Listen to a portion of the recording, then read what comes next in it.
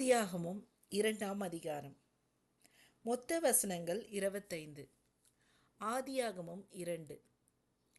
இவ்விதமாக வானமும் பூமியும் அவைகளின் சர்வ சேனையும் உண்டாக்கப்பட்டு தீர்ந்தன. தேவன் தாம் செய்த தம்முடைய கிரியையை 7ஆம் நாளிலே நிறைவேற்றி தாம் உண்டாக்கின தம்முடைய கிரியைகளை எல்லாம் முடித்த பின்பு 7ஆம் நாளிலே ஓய்ந்திருந்தார்.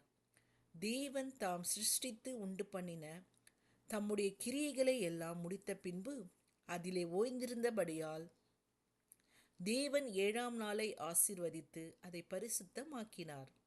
தேவனாகிய கர்த்தர் பூமியையும் வானத்தையும் உண்டாக்கின நாளிலே வானமும் பூமியும் சிருஷ்டிக்கப்பட்ட வரலாறு இவைகளே. நிலத்தினுடைய சகலவித செடிகளும் பூமியின் மேல் இன்னும் உண்டாகவில்லை. நிலத்தினுடைய சகலவித பூண்டுகளும் இன்னும் முளைக்கவில்லை. ஏனெனில் தேவனாகிய கர்த்தர் பூமியின் மேல் இன்னும் மழையை பெய்ய பண்ணவில்லை. நிலத்தை பண்படுத்த மனுஷனும் இருந்ததில்லை. அப்பொழுது மூடு பனி பூமியிலிருந்து எழும்பி பூமியை எல்லாம் நனைத்தது. தேவனாகிய கர்த்தர் மனுஷனை பூமியின் மண்ணினாலே உருவாக்கி ஜீவ சுவாசத்தை அவன் நாசியிலே ஊதினார். மனுஷன் ஜீவாத்மாவானான். தேவனாகிய கர்த்தர் கிழக்கே ஏதேன் என்னும் ஒரு தோட்டத்தை உண்டாக்கி தாம் உருவாக்கின மனுஷனை அதிலே வைத்தார். தேவனாகிய கர்த்தர் பார்வைக்கு அழகும் புசிப்புக்கு நலமுமான சகலவித விருட்சங்களையும் தோட்டத்தின் நடுவிலே ஜீவ விருட்சத்தையும் நன்மை தீமை அறியத்தக்க விருட்சத்தையும் பூமியிலிருந்து முளைக்க பண்ணினார்.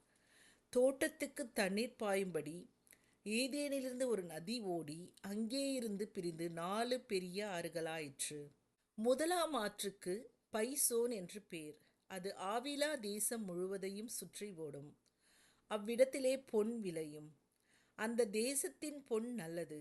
அவ்விடத்திலே பிதோலாகும் கோமேதக கல்லும் உண்டு.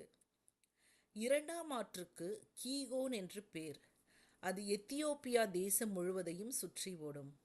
3ஆம் ஆற்றுக்கு இதெக்கேல் என்று பேர். அது அசிரியாவுக்கு கிழக்கே ஓடும். 4ஆம் ஆற்றுக்கு ஐபிராத் என்று பேர். தேவனாகிய கர்த்தர் மனுஷனை ஏதேன் தோட்டத்தில் அழைத்து கொண்டு வந்து அதை பண்படுத்தவும் காக்கவும் வைத்தார். தேவனாகிய கர்த்தர் மனுஷனை நோக்கி, நீ தோட்டத்திலுள்ள சகல விருட்சத்தின் கனியையும் புசிக்கவே புசிக்கலாம்.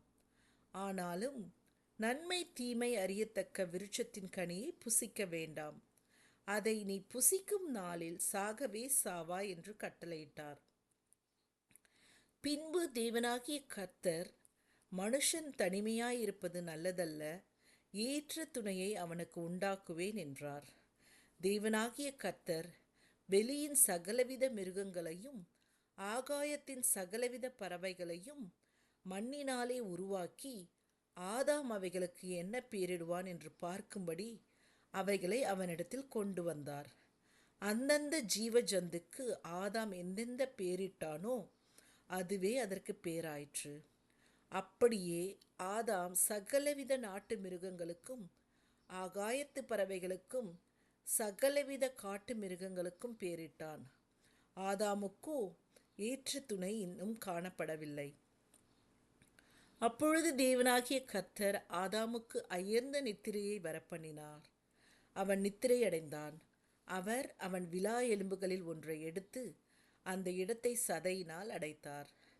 தேவனாகிய கர்த்தர் தாம் மனுஷனில் எடுத்த விலா எலும்பை மனுஷியாக உருவாக்கி அவளை மனுஷனிடத்தில் கொண்டு வந்தார். அப்பொழுது ஆதாம், இவள் என் எலும்பில் எலும்பும் என் மாம்சத்தில் மாம்சமுமாயிருக்கிறாள். இவள் மனுஷனில் எடுக்கப்பட்டபடியினால் மனுஷி எனப்படுவாள் என்றான். இது நிமித்தம் புருஷன் தன் தகப்பனையும் தன் தாயையும் விட்டு தன் மனைவியோடே இசைந்திருப்பான். அவர்கள் ஒரே மாம்சமாய் இருப்பார்கள். ஆதாமும் அவன் மனைவியும் ஆகிய இருவரும் நிர்வாணிகளாயிருந்தும் வெட்கப்படாதிருந்தார்கள்.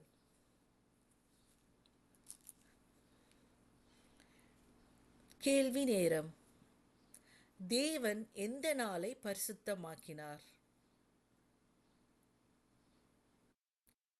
எந்த திசையில் ஏதேன் தோட்டத்தை தேவன் உண்டாக்கினார்? முதலாம் ஆற்றின் பெயர் என்ன? அசீரியாவுக்கு கிழக்கே ஓடும் ஆற்றின் பெயர் என்ன? ஏவாள் மனுஷி என்று யாரால் அழைக்கப்படுகிறாள்? ஜெபம். வானத்தையும் பூமியையும் சர்வசேனையும் உண்டாக்கின தேவனே, எங்களை அனுதினமும் வழிநடத்தும் தேவனே, மனிதன் தனிமையாய் இருப்பது நல்லதல்ல என்று எண்ணி ஏற்ற துணையை உண்டாக்கினீர். உமது ஜீவ சுவாசத்தை கொடுத்து எங்களை ஜீவாத்மாவாக்கினீர். நன்றி தகப்பனே. உமக்கே ஸ்தோத்திரமும் கனமும் மகிமையும் உண்டாவதாக. ஆமேன்.